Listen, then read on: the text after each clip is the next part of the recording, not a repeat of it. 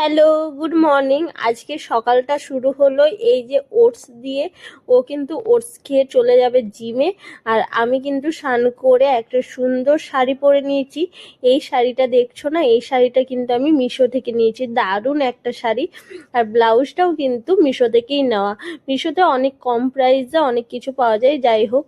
আর এটা কিন্তু কোনো প্রমোশনের ভিডিও নয়। আর এই যে কানেরটা দেখছো, এটা দোলমেলা গেছিলাম, তোমরা তো জানোই, সেখানে নিয়েছি। আমাকে কেমন লাগছে জানিও। আর তারপরেই খেয়ে নিয়েছিলাম ডিম সেদ্ধ। এটা দিয়েই কিন্তু আজকে আমাদের ব্রেকফাস্ট।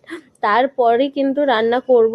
আর রান্না করতে করতে আনিয়েছিলাম কাঁচা আম।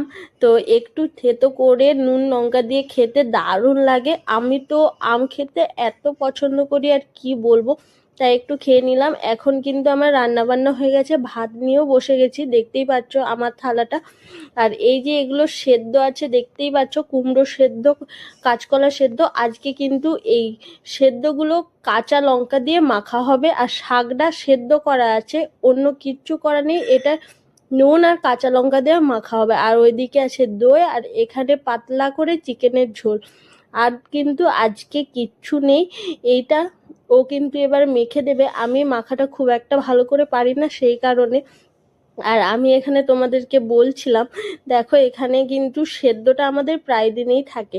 তো ও এই সেদ্ধটা এরপর মাখবে। খাওয়ার থালা কিন্তু বাড়া হয়ে গেছে, এই যে এদিকে দেখতেই পাচ্ছ।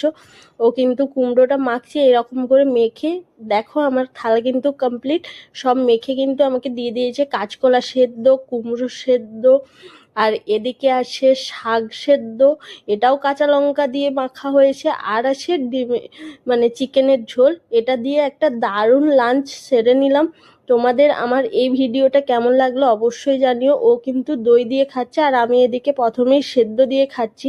সেদ্ধ দিয়ে এভাবে মেখে খেতে কিন্তু আমার এত ভালো লাগে। আর সেদ্ধ খেতে খেতে আমার কিন্তু এখন এটা অভ্যাস হয়ে গেছে। প্রথমেই কিন্তু আমি সেদ্ধটা ভাতে মেখে তারপরে কিন্তু খাই। তো তোমাদের ভিডিওটা কেমন লাগলো অবশ্যই জানিও। বাই।